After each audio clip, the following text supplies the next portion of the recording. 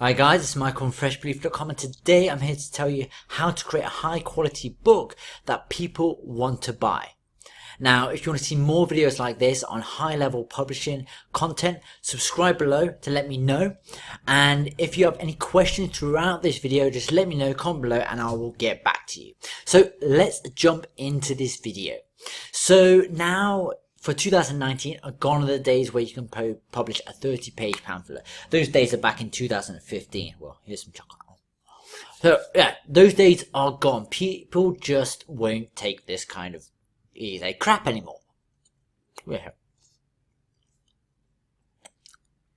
Because, how can we say, in any industry, when the level goes up, people are like, oh, this book is no good. No, and it goes up and up and up and up. And that has been a consistent theme throughout the years. You know, in 2015, then it got the longer books, and then we got longer books. Now, on average, people are talking about, okay, I'm going to create a 30,000 page book. Now, you can create these long books, but at the same time, it might be too much content at the same time.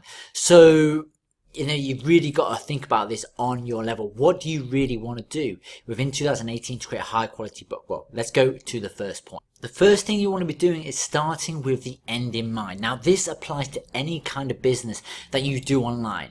Now, what most publishers do, and that kind of low-level guys do, well, what they do is they think of a niche, or this is your kind of scenario. Think of a niche, think of keywords, then produce a book, and then pray that that book will sell. You'll pray for the best. You're like, please, please, please sell. Now, if you flip this in reverse and you think of the end in mind, so you're thinking, okay, what is my target goal? What do I want to do? Okay, well, I want to sell the book. Okay, so what do I need to do to sell this book? Well, I need to create great content. Well, what kind of great content do I need to create? You know, and if you start to think this end in mind, then boom, you start to think on a high level playing field. Now, if you want to take it further than your books, and the end in mind, this is not really the end in mind for your books. If you've got publishing business, yeah. But if you really want to think about the end in mind for your publishing business, what you want to be thinking of is, what do I do beyond that? So, for example, let's say you're in, let's think of a niche. Okay, the dog training niche. And you're thinking of your customer's end goal. Now, your customer's end goal is not just to train their dog. Well, it is, but at the same time, is you got to be thinking, what else can I help them with? Okay, well, you can help them with the nutrition of their dogs. If they're trying to train their dog, they want to be having the best nutrition for their dogs. They want to have the best toys for the dog. Some people are crazy about their dogs, and they want to buy all these coats and these collars and these crazy ass things, whatever you want to call them. So they want to be the only thing about that as the end in mind. What does your end customer really want for their animal? What do they want for their dog? Because when you start to think about it like that, then you start to think beyond publishing, and you start to think, okay, what can I give to them? Then you can start to think, okay, what programs can you get to them? Like there's a guy I used to sell his stuff at Doggy Down. And what I did, I got quite a few commissions from this guy, because what I did, I sent him through my book, and then they'll go into an email list, and then I'll auto-respond them and sell them this program. And once they went on the program, boom, I made extra money. So that's the thing. I actually made, I made more from my books, but at the same time I made extra money from that. I also made money from Amazon affiliate, because I was like, oh, you know, in this email, in this autoresponder, you know what would also be good is if you want to have a good nutrition for your dog, boom, there, have these foods. So if you start to think beyond the end in mind, beyond what you want to have, beyond the book, and what is the end goal for your customer, then you start to think bigger. Then you start to think more than the book, and that's when you start to build a bigger brand. Now, the thing is, you're thinking, how do I start? How do I do this? Well, the biggest thing you have to do is you think about the end in mind, and then you plan backwards. So, what you want to do is, let's just put this in the scenario of like the book. I'm going to scale back. I'm going to go back from affiliate sales and stuff. I'm just going to start with the book, because we're looking at how to make a quality book. So yeah, we start with the customer buys. So that's the first thing. I'm going backwards. So let's say, let me read 1, 2, 3, 4, 5, 6, 7. Okay, so the 7 steps. Step 7, customer buys. Step 6, the customer looks at the sales page. Then the customer at number 5, he clicks on your title, he reads and thinks, oh, this is the title I've been looking for, looks at the keyword search page, types the keyword into Amazon, visits Amazon.com. Now, out of all those factors, there are two things that you can control. Now, you can control what he looks at on the sales page, and you can control the title and things. Oh, I need to buy the book. These are the two things that you can control the cover as well, but that is not as important as the title and the sales page. So these are the two things that you can control within the within the sequence. Now, the end goal of the customer buying plays a huge role into this, because if you work backwards, then you can actually look at what steps do I need to take to make the customer buy the book. Whereas if you start start at the start, you're then not working towards you're just thinking of the basic principles. So you need to think, what is the end goal of the book? What is the end goal? What will the customer achieve from the book? And this kind of thing is pretty simple. To learn this kind of stuff, you can do two things. You can go through the copywriting books in the world. You go YouTube, you study the hell out of it. You get some books off Amazon, and again, you can study copywriting. There's a lot of sellers. You just type copywriting into Amazon, and you can start to look at that stuff. But what I'd say is the problem with these two methods specifically is they're not orientated towards publishing. And when you're trying to learn publishing, you're trying to get your title, description, or publish the book, all this kind of, you've got all this stuff to learn. And trying to fit copywriting into it as well is another huge headache that will really, it will sidetrack you. Copywriting is a huge beast. It's a rabbit hole that you're going to go dive deeper into. So what I would say is, my friend, he owns a course, this Kindle Sales. Instead of going through this massive rabbit hole, I'll just get something which tells you straight to the point of how to do your copywriting for your publishing business, which it will teach you how to research your customer thoroughly, understand what they want, create a title which actually draws the customer in, and then it will help you create a description on your sales page which will finally sell the customer to make them go through and click the buy button. Now, I'll just pop I did a review of the course, which you can go through and check it out. I highly recommend you check this out. It's the icon thing up there. So yeah, that's the first thing, is really have the end in mind. How do you plan? You need to really understand your customer.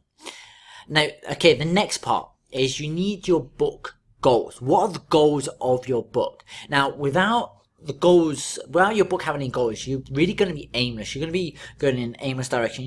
What most people do is they create a title. They look for a profitable keyword, and then they create a title, and that's it. And then they give it to the writing company. But the thing is, instead of thinking like that, you're trying to think, okay, you're trying to solve problems for people. So what you want to do is you want to create a book around their problems. Now, somebody, they may have, if they have one problem, if they've got one problem, they're gonna have many more problems. So what you want to do is you want to create a book for this, you want to create a book for this one, book, problem, book. So then you have multiple problems within this niche that you can help your customer with. And if they've got a problem with this, they're going to buy this book. They're more than likely going to buy all your books. So, it's like you could put it all in one, but I want you to think about this analogy. This is my personal thing. When I have ice cream, I just want chocolate ice cream. I don't want to mix together chocolate and strawberry. Some people might like that, but I don't. I just want this chocolate ice cream. Don't mix the two together. It just annoys the hell out of me. So that's the thing. Just thinking about one thing. Just getting that chocolate ice cream and having that chocolate ice cream. Don't mix the two together because some people might not like it. I hope that analogy kind of works for you. So what do you do after you've got your goals? So the thing is, like, having the goals is one thing, but then you need to research more, because you'll only know so much without any research, because you're probably going into a niche you don't understand too much about, or you understand a lot about it, but you want to go delve deeper. You need to do research. So the one thing you think is, like, how and where do you do research? Now, there are several places you can go, but the main places I would recommend is, first, you go on Amazon, you check out the reviews, see what the customers are saying. See, are they angry? Are they upset about a book? Is there a particular thing that they're not happy with within a book, or are they really happy about something? Take them, write them down, and actually use those notes to help you create a book description that works for you, works for your book, and from that research, you might be able to create 1, 2, or 3, even 3 or 4 books out of this one research session. Also look at Facebook groups and also forums. These are great places to find information about your customer. Now, I want to go back to the Amazon reviews, because when you're doing your research, you are going to come across some reviews which are, how can you call them, they're a little bit stipulous because of fake reviews. Now, these, if you don't know about fake reviews, what they are virtual assistants who go and they boost up people's books to actually help them, give them some social proof. But at the end of the day, these reviews are like pretty easy to decipher and see. They're normally 4 or 5 star reviews. They're speaking highly of the book, and they got grammatical mistakes. The biggest thing is grammatical mistakes. Boom, have a look at that one right there. As you can see, there's a bit here. It has a grammatical mistake, which isn't the best bit of writing, and you can actually tell it quite easily.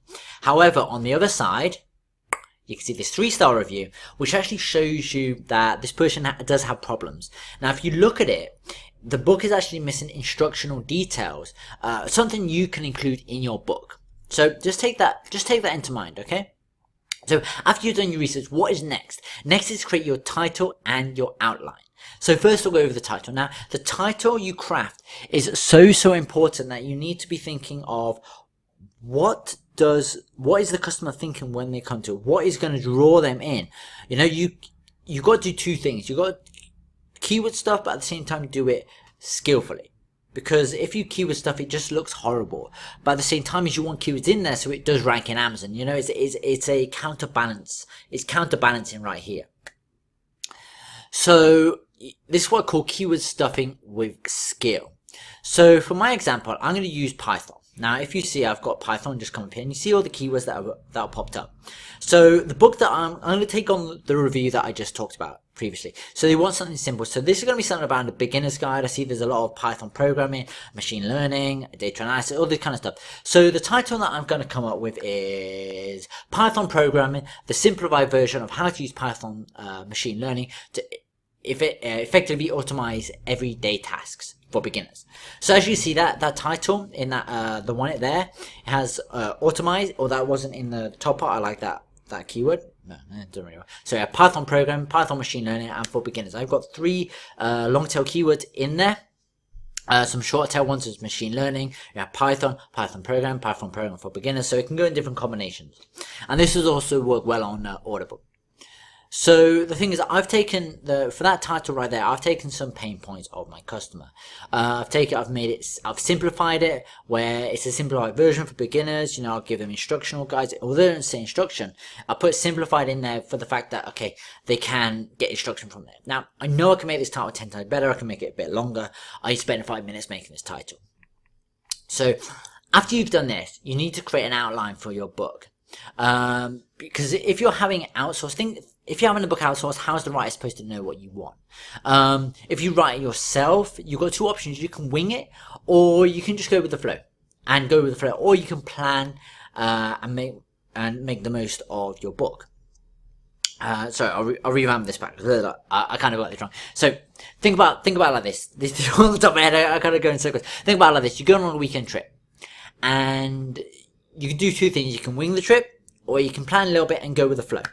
Now, if you plan it and go with the flow, you're going to get so much more done than if you wing it. Because think about it, sometimes you're winging it and you're like, I'm just going to stay in bed. Stay in bed. I've done this on holiday before.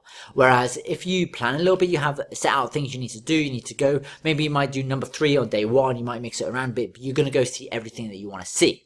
That is why you need a plan. This is exactly the same reason why you need a plan with your book. Is so if you do it yourself, you know which direction you're going in, or if you're given it to a writing company, you can then get actually get a book more like what you want.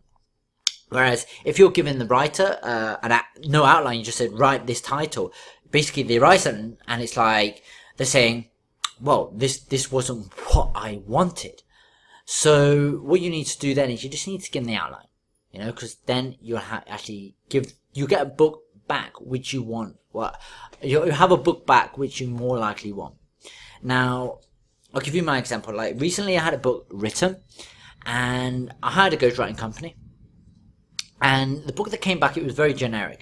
But then what I was able to do, I was able to actually go in and point actual parts, which I didn't, which were like, it's nothing like this. So that is the next step. You need to actually go in there, and with writing companies, sometimes you won't get the book you want. So you need to actually go in there and check the book, because if you don't, you're going to sometimes you get a very generic book, because these writing companies are just pumping out writing. They're just pumping out books. So what you need to do in there is go in there, check your writing, see it's what you want, and then move on from there. So the other option for you, okay, to get your book written is you can hire a freelance writer. Now, if you hire a freelance writer, you can get really great writers at low prices. As a beginner, I wouldn't recommend this because you don't really know what you're doing. But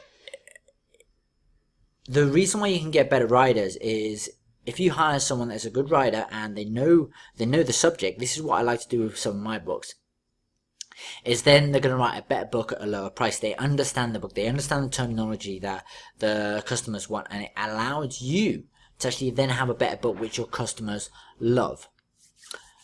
So yeah, that's really in a nutshell for me, for writing a good book. So let's just go through it. Okay, just go through the points again, just so you have it. Okay, so first you need to have the end in mind, so you know exactly where you're going.